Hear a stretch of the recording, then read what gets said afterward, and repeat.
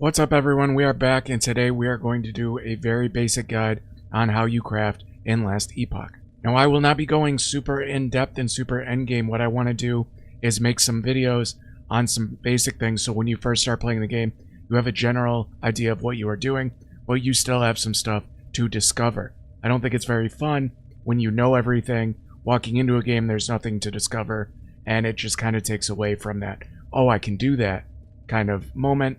And I don't think it really helps the new player too much to just have a couple things that they could still figure out. That being said, this is still going to give you a great head start advantage as you first start your journey into Last Epoch. It comes out in 2 days from the time I'm recording this video. Make sure you get followed over on twitch.tv/SafeOnTalk, where I'll be streaming pretty much all of me playing it, especially on day one.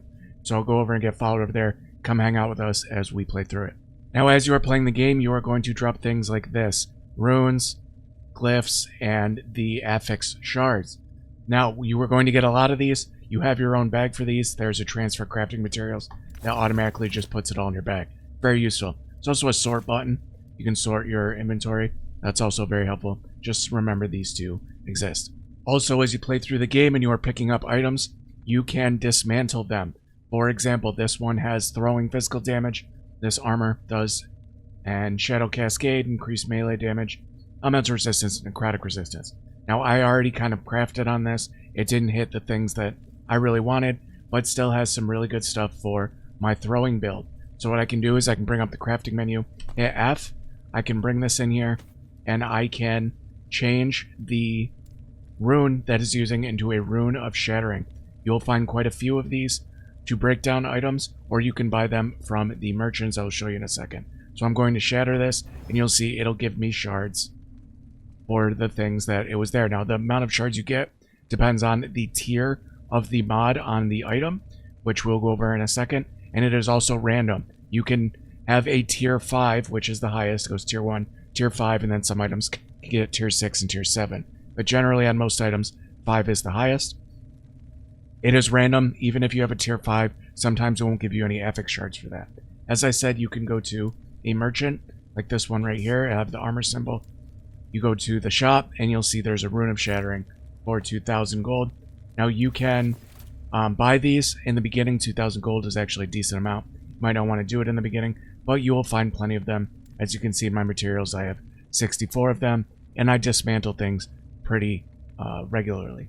So the name of the game for breaking down stuff is looking for items that you find that have not quite the mods that you want, but have some mods that you want those shards for, because you're going to use them in the future for either your current build or your next build. For example, this ring is pretty decent, but it didn't roll the things that I wanted, and I already crafted on it. So I am going to try and get those critical strike chance shards and elemental resistance shards. So I'm going to use a rune of shattering, and I'm going to break these down, and you see I got some elemental resistance and crit chance shards, 3 and 2. Pretty good. So you're going to realize that the items you find will have forging potential on it.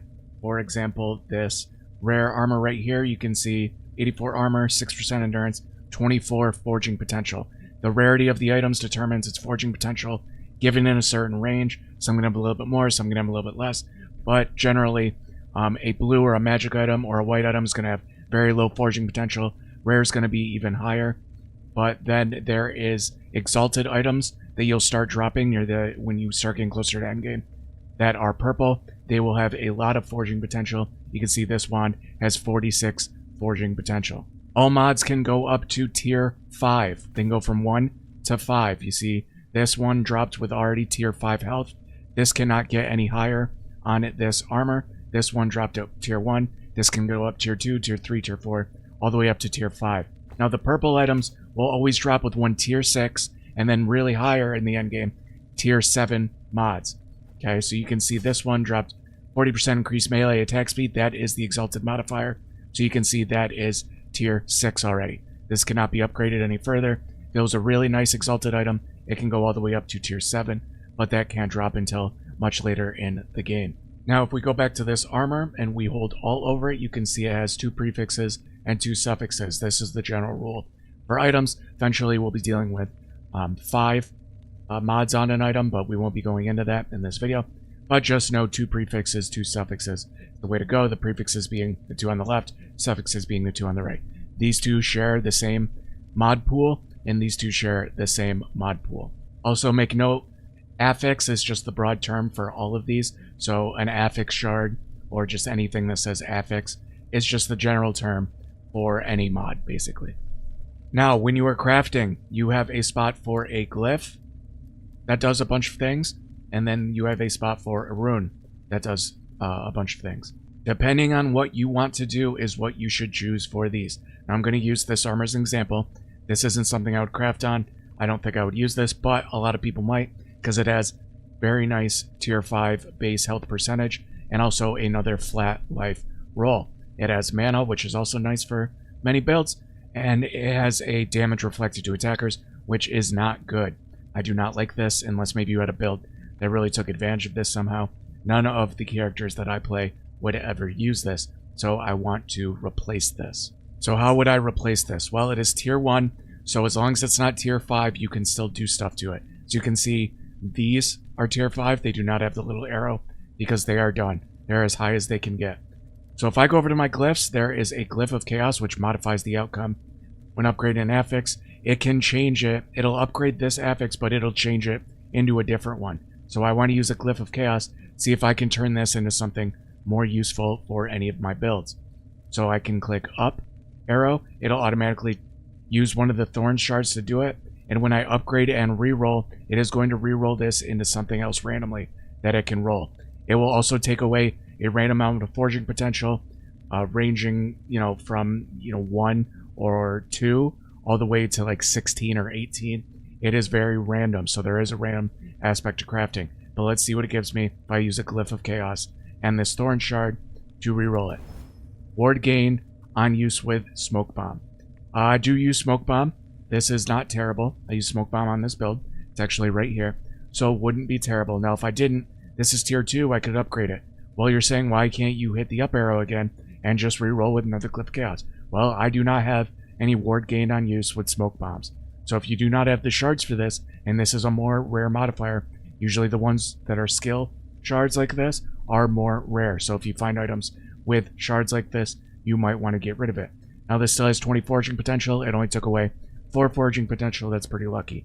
But say I wanted that thorns damage on there and I just wanted to upgrade it, I could use a glyph of hope, which is one of the glyphs. That gives it a 25% chance to have no forging potential. That is one way you can use absolutely no forging potential when upgrading something. It's using these glyphs of hope, and you do find a lot of them.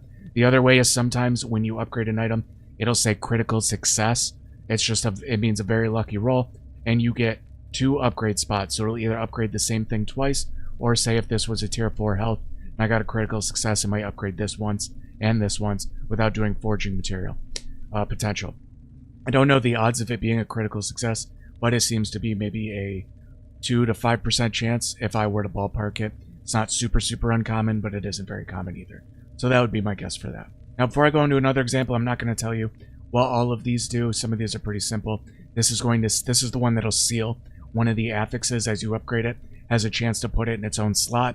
You only want to do this to higher modded things, because if it's a tier 1 and you upgrade it to tier 2 while using this and it seals it, you can't upgrade it anymore. So you just sealed a tier 2 affix and put it in that fit slot. So it'll free up the slot that was, put into the fit slot, so you can put another mod on it, but it also just sealed a tier 2 affix that you cannot upgrade any further. And obviously you want to get that as close to tier 5 as possible. The glyphs have a bunch of cool things that you can do, or the runes, I apologize.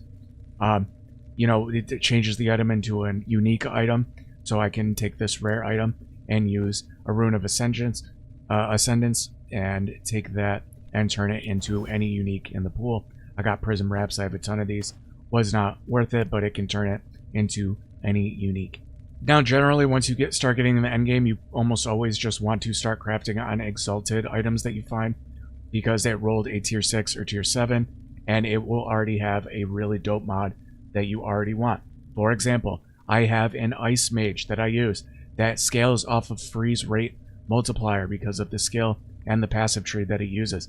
So this is an amazing freezing staff, except for one thing.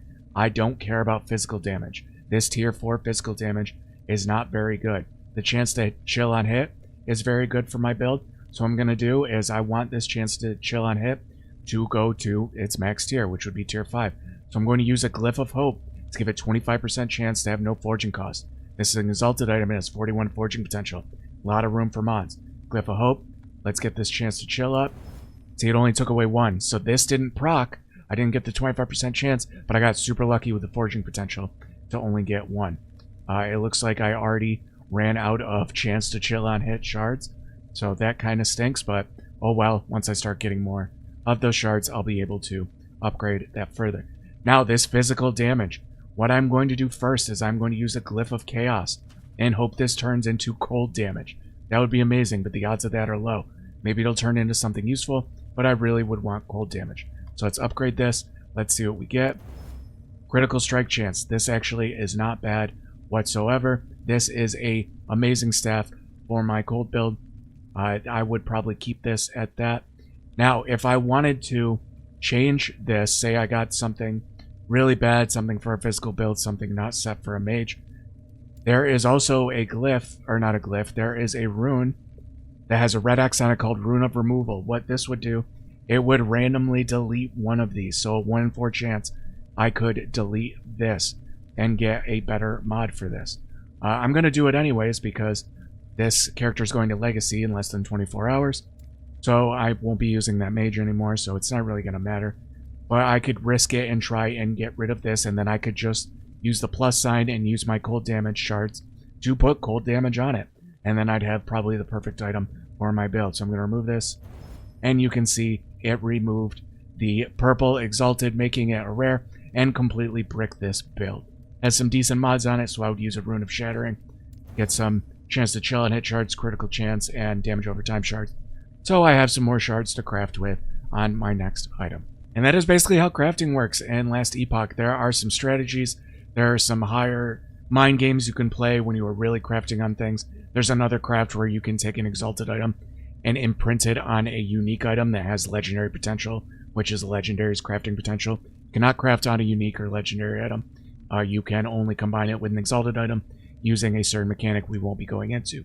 But it definitely goes deeper. I just want to give you the basis of crafting so you aren't completely lost. You can start having fun in this very fun game that I think has a brilliant crafting system, not nearly as complicated as PoE, which is its biggest strength. There's also a lot of runes and glyphs that we didn't go into on what they do, but again, I want you to discover some of these and say, oh wow, you can do that.